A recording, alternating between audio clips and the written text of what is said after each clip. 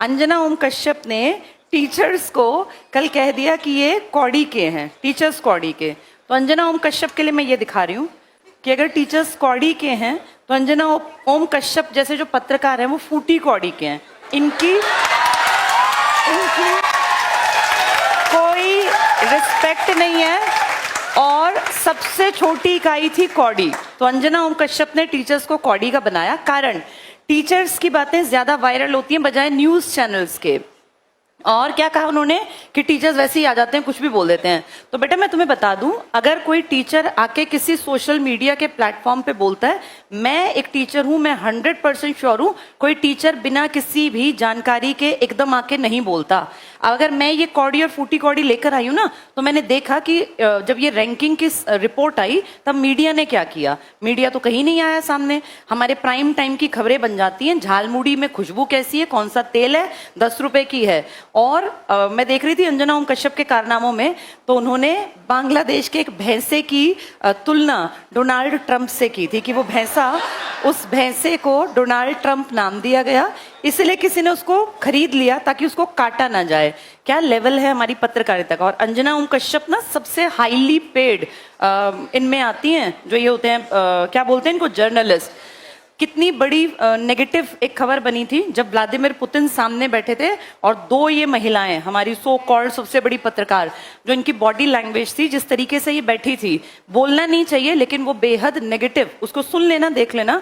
ये कहा गया था कि कम से कम जब सामने इतने बड़े पद का आदमी बैठा हो, दुनिया में रशिया कितनी बड़ी कंट्री है और उसके सामने जब तुम बैठी हो, उसकी पोजीशन देखो बैठने की और अपना तरीका देखो। ये कोई नॉर्मल लीडर नहीं था कि मुंह उठा के उसके सामने बैठ गई हैं, जिनको बैठने तक की इतनी समझ नहीं है कि वर्ल्ड लेवल के लीडर के सामने बैठा कैसे जाता है। वो कंपेयर कर रही हैं कि टीचर्स की जो औकात है वो कौड़ी की है और टीचर्स कुछ भी बोल देते हैं। और कह रही हैं शिक्षक और टीचर में अंतर होता है। फिर कह रही हैं कि स्कूल कॉलेज में बच्चे नहीं जाते, वो कहते हैं कोचिंग की तरफ चलो। तो भाई तुम स्कूलों में जो कमियां हैं उन पे काम क्यों नहीं करवाते। सरकार तुम्हारी अगर सुनती है, क्या हम सब नहीं जानते स्कूलों में टीचर्स की भर्ती नहीं होती। कितने स्कूल्स हैं जो 10वीं के बाद साइंस स्ट्रीम पढ़ाते ही नहीं है। गांव का कोई लड़का लड़की पढ़ना भी चाहे ना तो वहां स्ट्रीम ही नहीं है, उसके लिए शहर जाना पड़ेगा, इतना किराया कौन देगा। बेटियों की सेफ्टी सिक्योरिटी भी तो मैटर करती है। वो न्यूज कभी नहीं बनेगी। ये न्यूज बनेगी कि झालमुड़ी में सरसों के तेल की भीनी खुशबू आती है और मेलोडी कितनी चॉकलेटी है, 1983 में बननी स्टार्ट हुई। ये हमारा स्तर है बेटा। इसलिए अंजना ओम कश्यप जैसे लोगों को डिग्रेड होके उन्होंने देश का भी बंटाधार कर दिया। और मुझे ऐसा लगता है कि जब मेन मीडिया अपना काम छोड़ दे तब टीचर्स और स्टूडेंट्स, क्योंकि बेटा ताकत है टीचर्स और स्टूडेंट्स।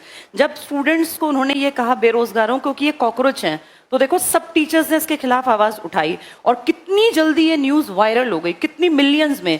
इतनी बातें इन मीडिया वालों की नहीं चलती जितनी अब स्टूडेंट्स अगर चाहें तो टीचर्स को। और तुम्हें क्या लगता है बच्चे पागल हैं? जैसे मीडिया सोचती है बच्चे पागल हैं, कोई पागल नहीं है बेटा। आज के टाइम में हर चीज के ऑप्शंस अवेलेबल हैं। अगर किसी में दम है तो वो चलेगा। अब क्योंकि इस पीढ़ी के टीचर्स दमदार हैं, उनके बात करने का तरीका ऐसा है कि बच्चों तक वो बात पहुंचती है, वो कहीं ना कहीं किसी के दिल पे लगती है, वो आम आदमी के मन को छूती है, तो वो ज्यादा देखते हैं। ज्यादा वायरल का मतलब होता है शेयरिंग ज्यादा, तभी तो चीजें वायरल होती हैं। किसी को अगर वो बातें अच्छी लग रही हैं तो उनको ये बात बुरी लगने लग गई कि टीचर्स आजकल करते क्या है कि बस अपना पैसा छाप रहे हैं। और टीचर्स उनको वो अच्छे लगते थे जो टूटी साइकिल पे चलते थे। जब टीचर्स पैसा कमाने लग गए, हक की बात करने लग गए, बराबरी की बात करने लग गए, या बच्चों के मुद्दों को सीजेआई की गलती भी पकड़ने लग गए, तो टीचर्स खराब हो गए। तो ये हमें देखना पड़ेगा हमको, जो हम टीचर्स और स्टूडेंट्स हैं, कि अब जब राजनीति अपने सबसे खराब एक उस पर आ गई है ना कि भाई कुछ भी हो रहा है, किसी को फर्क ही नहीं पड़ रहा। पेपर लीक हुआ एक बार तो क्या संभल नहीं जाना चाहिए? बार बार गलती, बार बार गलती। 12वीं के उस बच्चे ने अपना पेपर रीचेकिंग के लिए भेजा तो उसमें गलती। यानी ना तो स्कूल में बच्चे सेफ रह गए, ना कॉलेजेस के एग्जाम्स में बच्चे सेफ फील करते। कॉम्पिटिटिव वर्ल्ड का तो बिल्कुल बंटाधार करा रखा है, नीट की हालत, बाकी एग्जाम्स की हालत। तो इस पूरे टाइम में अब ये भी कह रहे हैं कि अब एक ऑप्शन ये भी बता रहे हैं ना कि हमारी फौज जो है वो पेपर में ये हालत है कि पेपर लीक करने से बचाने के लिए भारतीय फौज तैनात की जाएगी।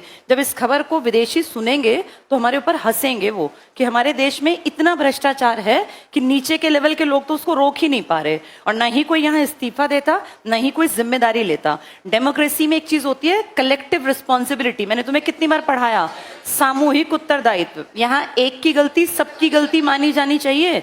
और अगर किसी बड़े मंत्री के अंडर आने वाले डिपार्टमेंट्स में गड़बड़ हो रही है, चाहे वो शिक्षा मंत्री हो या रोजगार का डिपार्टमेंट देखते हो, उनकी जवाबदेही है वो फेस करें कैमरास को और बताएं कि ऐसा क्यों हो रहा है।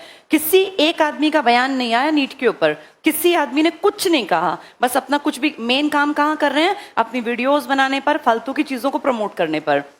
जबकि 2026 का सबसे बड़ा मुद्दा है महंगाई लगातार बढ़ना। पेट्रोल की कीमतें लगातार बढ़ रही हैं। पेट्रोल सिर्फ पेट्रोल नहीं है, हर चीज महंगी होगी जब पेट्रोल महंगा होगा। इंडिया के रुपए और अमेरिका के डॉलर में देखा है कितना बड़ा गैप आता जा रहा है। इस पे कोई बात नहीं कर रहा, बात फालतू की करेंगे। तो बेटा अब हम लोगों को ना जागरूक होना पड़ेगा और जहां जो जरूरत पड़े उस मुद्दे को बिल्कुल बिल्कुल बिल्कुल शेयर करना चाहिए, बात करनी चाहिए। पेपर अगर लीक होते हैं, किसी एमएलए, एमपी, सीएम, राज्यपाल को फर्क नहीं पड़ता। ये फर्क पड़ेगा सिर्फ और सिर्फ तुम जैसे स्टूडेंट्स को या हम जैसे टीचर्स को। पेपर लीक होना नेगेटिव है, क्योंकि इससे सही मेहनत करने वाला बच्चा अपनी पोजीशन को कभी हासिल ही नहीं कर पाएगा।